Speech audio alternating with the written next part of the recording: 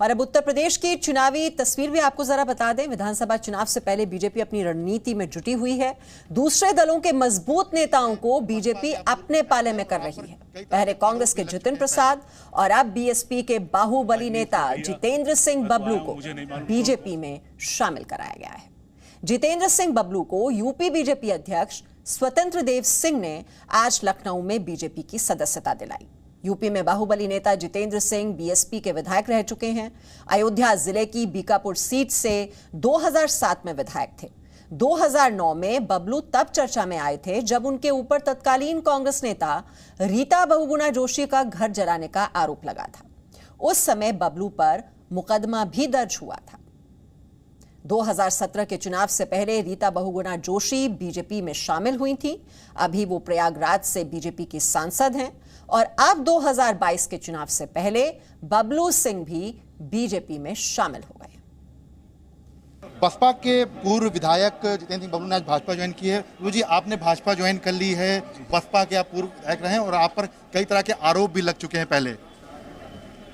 तो राजनीति में भैया मैं तो आया हूं, मुझे नहीं मालूम कौन कौन से आरोप लगे हैं, लेकिन यह है कि हम तो राजनीति में हैं, हमने कोई ऐसा काम नहीं किया है जिससे। अरे देखिए, लेकिन रीता बहुगुणा जोशी के घर में आग लगाने के में आपका नाम आया था, जेल तक जाना पड़ा था आपको। नाम आया था, गलत आया तो उसकी सीबीआई जांच तक की मांग मैंने खुद की थी, खुद मैंने की थी।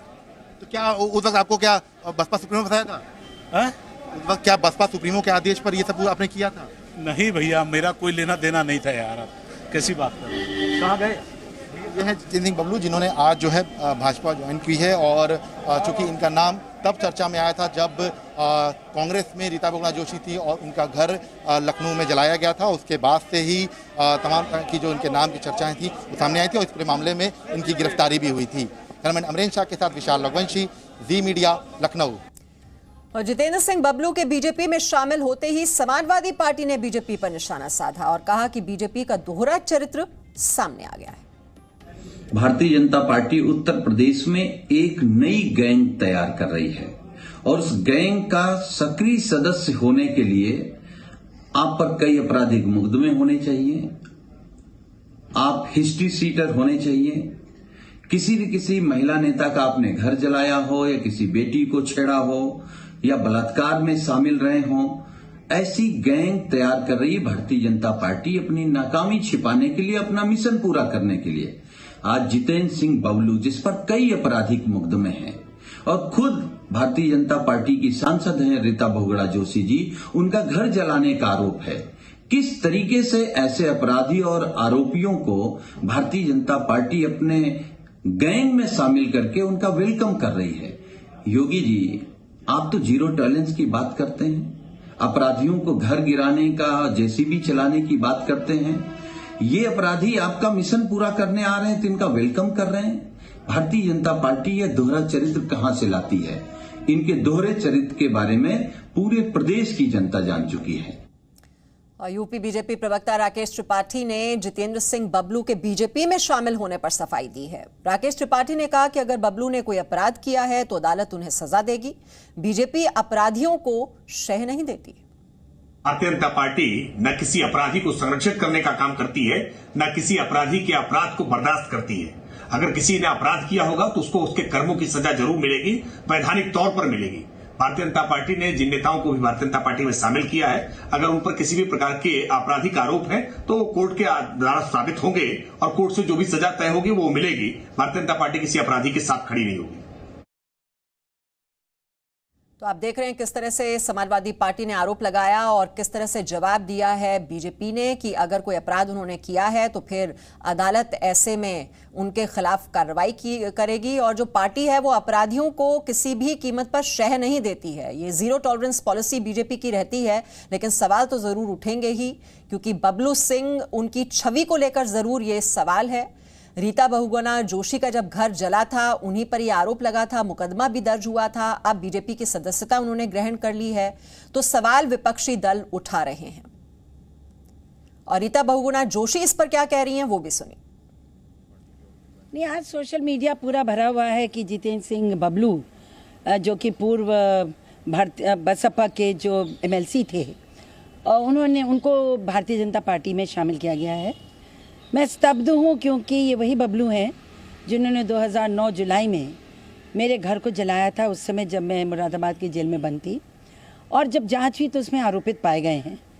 मुझे पूर्ण विश्वास है कि इन्होंने ये तथ्य पार्टी से छुपाया है, प्रदेश अध्यक्ष जी को इसकी जानकारी नहीं होगी और वे पार्टी में शामिल हो गए हैं। मैं प्रदेश अध्यक्ष जी से और राष्ट्रीय अध्यक्ष जी से निवेदन करूंगी कि उनकी सदस्यता को समाप्त करें, क्योंकि वे उनके पर गंभीर आरोप, अन्य आरोप भी हैं, और मेरा घर उन्होंने जलाया तो मैं दुखी हूँ इस बात से। और यूपी चुनाव से जुड़ी हुई एक और बड़ी खबर आपको दे दें। 2022 में समाजवादी पार्टी और बहुजन समाज पार्टी का गठबंधन नहीं होगा। समाजवादी पार्टी कांग्रेस के साथ भी हाथ नहीं मिलाएगी। समाजवादी पार्टी छोटे दलों के साथ मिलकर चुनाव लड़ेगी। करीब 5-6 दलों के साथ समाजवादी पार्टी गठबंधन करेगी। अभी समाजवादी पार्टी का आरएलडी, महादल और जनवादी पार्टी के साथ गठबंधन है।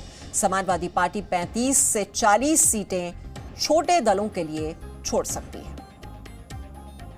उत्तर प्रदेश में समाजवादी पार्टी अध्यक्ष अखिलेश यादव 2022 के विधानसभा चुनाव को लेकर पूरी तरह से रणनीति बनाने में जुट गए हैं। दरअसल 2017 में अखिलेश यादव ने कांग्रेस के साथ गठबंधन किया, 100 से ज्यादा सीटें कांग्रेस को दी, लेकिन इससे उनको कोई फायदा नहीं मिला। फिर 2019 के लोकसभा चुनाव में बीएसपी के साथ अखिलेश यादव ने गठबंधन किया था, जिसमें बीएसपी को तो फायदा हुआ लेकिन अखिलेश को कुछ खास हाथ नहीं लगा। इसलिए 2022 के चुनाव में समाजवादी पार्टी बीएसपी और कांग्रेस से गठबंधन नहीं करेगी। जी न्यूज के पास जो जानकारी है उसके मुताबिक लगभग 355 सीटों पर सपा अकेले चुनाव उत्तर प्रदेश में लड़ेगी और शेष सीटों पर छोटे सहयोगी दल, जिसमें महान दल, जनवादी पार्टी, राष्ट्रीय लोकदल, शिवपाल यादव की पार्टी, इसके अलावा बाबू सिंह कुशवाहा की पार्टी भी इसमें शामिल हो सकती है, जिसको लेकर बातचीत चल रही है। यानी उत्तर प्रदेश में मुकाबले बहुत अलग अलग होंगे, बहुत दिलचस्प होगा। बीजेपी से अखिलेश यादव की इस लड़ाई में छोटे दल इस बार उनका सबसे बड़ा हथियार बनेंगे। अब देखना यह होगा कि अखिलेश यादव अपनी इस रणनीति में कितना सफल हो पाते हैं। कैमरामैन धीरेन्द्र के साथ विशाल पांडे, जी मीडिया, लखनऊ। समाजवादी पार्टी ने चुनावी तैयारियां तेज कर दी हैं। 5 अगस्त को लखनऊ में अखिलेश यादव साइकिल यात्रा निकालेंगे। उनकी पत्नी डिंपल यादव साइकिल यात्रा को हरी झंडी दिखाएंगी। 5 अगस्त की सुबह 10 बजे समाजवादी पार्टी कार्यालय से शुरू होगी अखिलेश की साइकिल यात्रा। इस यात्रा में 2022 साइकिलें शामिल होंगी। समाजवादी पार्टी कार्यालय से जिनेश्वर मिश्र पार्क तक अखिलेश यादव साइकिल चलाएंगे। लगभग 6.5 किलोमीटर की होगी ये साइकिल यात्रा। इस साइकिल यात्रा के जरिए अखिलेश यादव योगी सरकार के खिलाफ आवाज बुलंद करेंगे। समाजवादी पार्टी के कार्यकर्ता यूपी की हर तहसील में साइकिल यात्रा निकालेंगे। Presenting B News app available on Google Play and App Store. Download it now.